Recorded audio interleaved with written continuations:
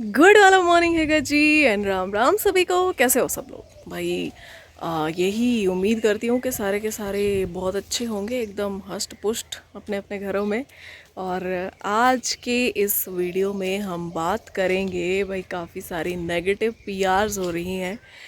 Social media पे काफ़ी हंगामा है। सोशल मीडिया से जो लोग जुड़े हुए हैं उन लोगों को पता ही होगा कि कौन किसके ख़िलाफ़ कितनी नेगेटिव पीआर करवा रहा है, किसने कितने पैसे दिए हैं। तो आज जो है पॉइंट्स पर ही बात करेंगे, इधर उधर की बातें नहीं करेंगे। चलिए, एक तो मेरे को कुछ यूट्यूबर्स की और कुछ लोगों की दोगलापंथी समझ में नहीं आती है। दोगलापंथी इस बात में कि जब बिग बॉस के घर में फेमस सेलिब्रिटीज़ आते हैं ना और आकर अपनी धौंस जमाते हैं, और फिर कई बार बिग बॉस उनके फेवर में आते हैं, तो इनको प्रॉब्लम होती है कि भैया नेपोटिज्म हो रहा है बिग बॉस के घर में। और किसी ऐसे कंटेस्टेंट को क्यों नहीं लाया जाता जो अपने दम पर बना है, जिसने अपने दम पर फेम हासिल किया है, जिसका कोई एकदम भाई भतीजावाद में जो नहीं है, जिसका कोई नहीं है एंटरटेनमेंट इंडस्ट्री में, और जो अपने दम पर आगे आया है। ठीक है, तो उन लोगों को उन फेमस सेलिब्रिटीज़ से भी प्रॉब्लम होती है। ठीक है, अब जब बिग बॉस के घर में अब OTT सीज़न 3 में हम देख रहे हैं कि बहुत सारे इन्फ्लुएंसर्स हैं, बहुत सारे यूट्यूबर्स हैं जो कि अपने दम पर बनकर आए हैं। उनके पास चाहे नेगेटिव फेम हो, उनके पास चाहे पॉजिटिव फेम हो, लेकिन वो जैसा भी फेम है वो फेम उन्होंने अपने बलबूते पर हासिल किया है। उनके कंटेंट को तुम क्रिंज कहो, तुम कैसा भी कहो, लेकिन अगर आज लोग उनके साथ जुड़े हैं तो वो उनके अपने दम पर जुड़े हैं। उनका कोई कनेक्शन नहीं है बॉलीवुड में ना टीवी इंडस्ट्री में, तो वो लोग अपने दम पर आए हैं। अब जब वो लोग बिग बॉस के घर में आए हैं तो भाई ये लोग कह रहे हैं कि बिग बॉस का स्टैंडर्ड गिरा दिया। तो या तो भैया इधर आ जाओ या उधर आ जाओ, या तो आपको फेमस सेलिब्रिटीज़ चाहिए जो बिग बॉस का स्टैंडर्ड हाई करें, या फिर आपको वो लोग चाहिए जो कोई गांव से उठकर आया है, जिसने फेम हासिल किया है, या फिर कोई जो है किसी भी तरीके की कंट्रोवर्सी से आया, कुछ भी, लेकिन अपने दम पर आया है, जिसका पास अपने दम पर अपना फैंडम है।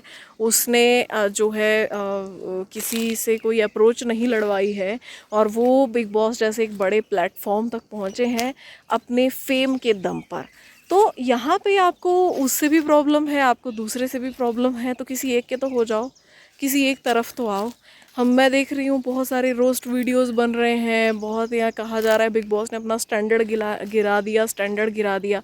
मतलब आपके हिसाब से जो लोग जो है कुछ गांव से आ रहे हैं, या कुछ जिन्होंने अपना कोई स्टॉल खोल रखा था वहाँ से आ रहे हैं, वो बिग बॉस का स्टैंडर्ड गिरा रहे हैं। ये बहुत अजीब चीज़ है। ये नहीं, आप बहुत ज़्यादा इसमें ना दोगलापंथी बहुत ज़्यादा दिखती है। ना तो फिर आप इधर के दिखते हो, ना फिर आप उधर के दिखते हो। आपको फिर स्टैंडर्ड वाले लोग कौन लगते हैं? मतलब कौन है स्टैंडर्ड वाले जो बिग बॉस का स्टैंडर्ड बढ़ाएंगे? फेमस सेलिब्रिटीज़ जिनको आप कहते हैं कि ये तो यहाँ पे तो नेपोटिज्म हो रहा है, या फिर वो लोग जो अपने दम पर आए हैं? आप पहले भैया डिसाइड कर लो। घर में इस बार काफ़ी सारे इन्फ्लुएंसर्स हैं, हम देख रहे हैं काफ़ी सारे क्रिएटर्स हैं। अरमान मलिक हैं उनकी दोनों वाइफ्स के साथ, उसके बाद जो है यहाँ पे लवकेश कटारिया हैं, उसके बाद यहाँ पे शिवानी कुमारी हैं, विशाल पांडे हैं, ये सारे के सारे लोग अपने दम पर गए हैं भैया। और यहाँ पे लवकेश कटारिया पर सबसे ज़्यादा सवाल उठ रहे हैं। लाइक उन्हें कहा जा रहा है कि वो एल्विश यादव के दम पर घर तक गए हैं और वो बनेंगे बिग बॉस के घर के जोकर 2.0। जब भी मैं अपना ट्विटर ओपन करती हूँ मेरे टीएल पे नेगेटिव कमेंट्स, उनके लिए नेगेटिव वीडियोस, नेगेटिव मीम्स बहुत ज़्यादा नज़र आ रहे हैं। मतलब लाइक बल्क क्वांटिटी में हेट आ रहा है लवकेश कटारिया के लिए, जबकि उन्होंने ऐसा कुछ किया नहीं है जिसकी वजह से उन्हें इतना ज़्यादा हेट दिया जाए। लेकिन ये हेट का कनेक्शन सीधा सीधा नो डाउट एल्विश यादव से है।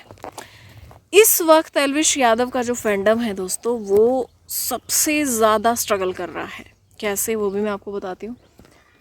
अब एक देखो, बिग बॉस का कोई भी सीज़न चलता है, जो उस घर के अंदर कंटेस्टेंट्स होते हैं उन कंटेस्टेंट्स के फैंडम आपस में भिड़ते हैं, उन कंटेस्टेंट का फैंडम वॉर होता है, क्योंकि वो अपने अपने फेवरेट को जिताना चाहते हैं। लेकिन इस सीज़न में ऐसा नहीं है। इस सीज़न में वो फैंडम भी एल्विश आर्मी के ख़िलाफ़ है, जिन फैंडम्स का कोई लेना देना है ही नहीं, जिनका कोई भी घर के अंदर नहीं है, जिनका कोई फेवरेट नहीं है, और जिनका कोई लेना देना नहीं है। मुनव्वर फारूकी का फैंडम, मनीषा रानी का फैंडम, अभिषेक मल्हान का फैंडम, ये 3 बड़े फैंडम इस वक्त एल्विश आर्मी के ख़िलाफ़ हैं। और बाकी जो कंटेस्टेंट्स घर के अंदर हैं ऑलरेडी, जिनका तुक बनता भी है जिनके फैंडम्स का भिड़ने का, वो तो खिलाफ है ही। तो एल्विश आर्मी इस वक्त एक अकेला फैंडम है जो बेवजह की लड़ाई भी जिसको लड़नी पड़ रही है और वजह वाली लड़ाई भी लड़नी पड़ रही है। एक तो इम्पॉर्टेंट है कि लवकेश कटारिया के लिए वो लोग एक्टिव हैं, उनको सपोर्ट कर रहे हैं कि उनका कैंडिडेट घर के अंदर है, उनका एक्टिव होना बनता है। लेकिन एक है भैया कि कुछ लोग जस्ट वो होता ना उंगली करने की आदत, बस वो उसी के लिए वहाँ पर हैं और वो एल्विश आर्मी का ध्यान भी भटकाने की कोशिश कर रहे हैं। लाइक जो मेन मुद्दे हैं उन पर फोकस करने के बजाय वो जो है फैंडम अपने वॉर्स में ही उलझा रह जाए, बेवजह के वॉर्स में। लेकिन ऐसा तो मुझे नहीं लगता, मुझे लगता है कि एल्विश आर्मी काफ़ी समझदार है।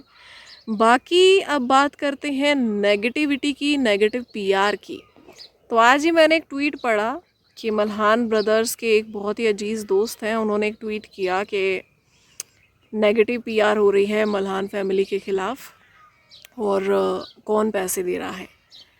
तो मेरे दिमाग में एक ख़्याल आया कि नेगेटिव पीआर हो रही है लवकेश कटारिया के ख़िलाफ़, कौन पैसे दे रहा है। अब आप लोग सोच रहे होंगे कि मतलब इस तरीके की चीज़ें क्यों मैं बोल रही हूँ। तो देखिए, फुकरा इंसान का एक्सपोज वीडियो आया, अब निश्चय मल्हान जो है वो एक्सपोज हुए।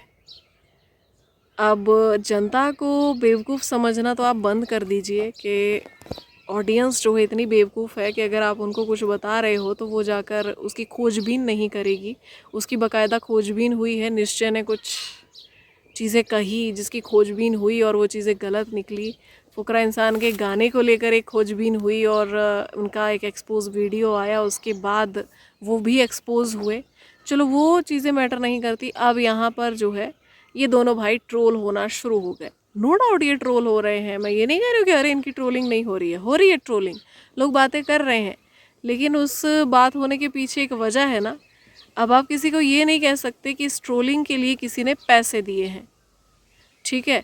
अगर आप किसी पर डायरेक्टली इनडायरेक्टली ये इल्ज़ाम लगा रहे हैं कि इस ट्रोलिंग के लिए किसी ने पैसे दिए हैं, तो ये इल्ज़ाम आपकी तरफ भी आएगा। आप भी, आपका फंडम भी ऐसा फंडम है जो किसी के अगेंस्ट है इस वक्त, तो फिर वो भी कह सकते हैं कि आपने भी उस पर्सन की नेगेटिव पीआर के लिए पैसे दिए हैं। क्योंकि लवकेश कटारिया की मैं अगर बात करूं तो maximum negative memes, negative videos, negative post उनके लिए हो रहे हैं। तो जोकर बनेगा, जोकर 2.0 है। जबकि मैं आपको सीधी सीधी बात बताऊं दोस्तों, यहाँ पे अनुराग डोभाल और लवकेश कटारिया में ज़मीन आसमान का अंतर है। लवकेश कटारिया का अपना एक ओपिनियन होता है और स्ट्रॉन्ग ओपिनियन है उनका, उनका अपना दिमाग है, उनकी अपनी समझ है।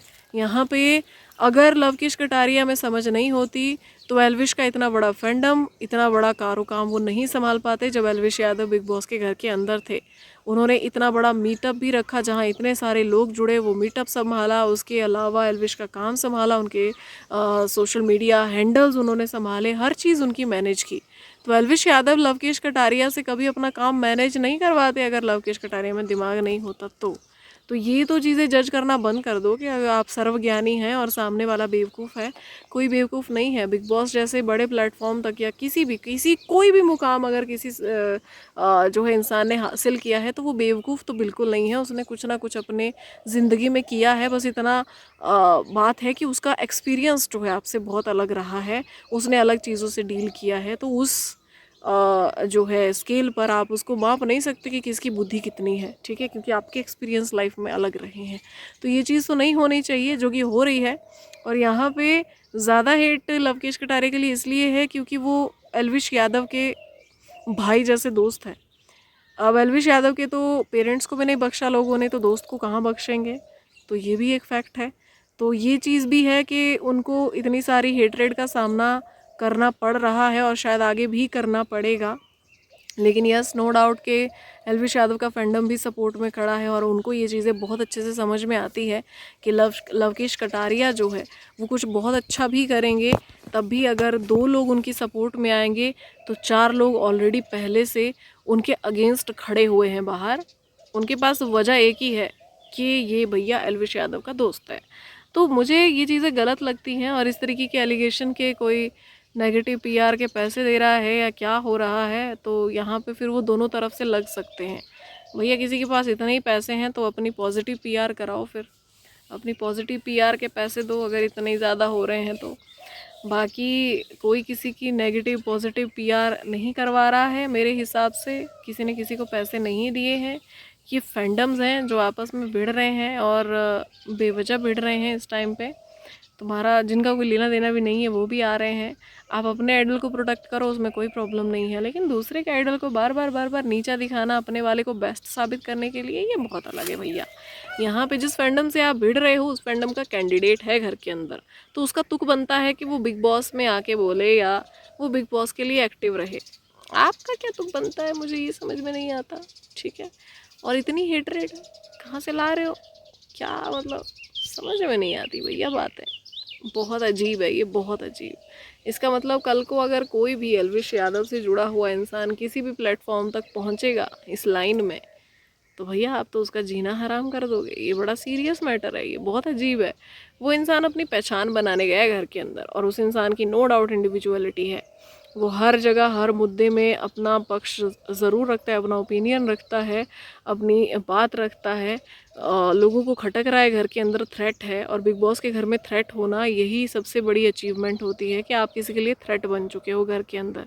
तो भाई ये चीज़ें हैं। और आप कोई इंसान अभी घर के अंदर गया भी नहीं था तब से उसको जज कर रहे हैं, उसको कुछ करने तो दो, उसकी एक्टिविटीज़ को जज करो कि वो क्या कर रहा है। पर्सनल अटैक बहुत गंदी चीज़ है, ये बहुत बुरी बात है। तो ऐसा नहीं है कि जस्ट मैं किसी के फेवर में बात कर रही हूँ, लेकिन मैं एक ओवरऑल बात कर रही हूँ कि जो सबसे ज़्यादा किसी को अगर कोई खिलाड़ी खटक रहा है इस वक्त ना बिग बॉस के घर के अंदर, सब में, सब कंटेस्टेंट्स में, वो लवकेश कटारिया खटक रहे हैं भाई। बाहर वालों को सबसे ज़्यादा खटक रहे हैं, और प्रॉब्लम एल्विश और एल्विश आर्मी से है। तो ये बहुत अजीब बात है, और एल्विश से जुड़े लोगों के लिए सच में बहुत टफ रहने वाला है आगे का भी सफ़र। तो आप सोचिए ना कि लोग जो है एक टाइम के लिए उनके दिमाग में ये चीज़ ज़रूर आएगी कि भैया मतलब एल्विश से जुड़ना मतलब हिटरेड को बुलावा देना अपनी तरफ। तो ये बहुत अजीब है भाई, और वो भी बेवजह बेवजह। एल्विश का फैंडम है उनको प्यार करने के लिए, नो डाउट, लेकिन हेट देने के लिए बहुत ज़्यादा लोग हैं भैया, बहुत मतलब कमी बिल्कुल नहीं है।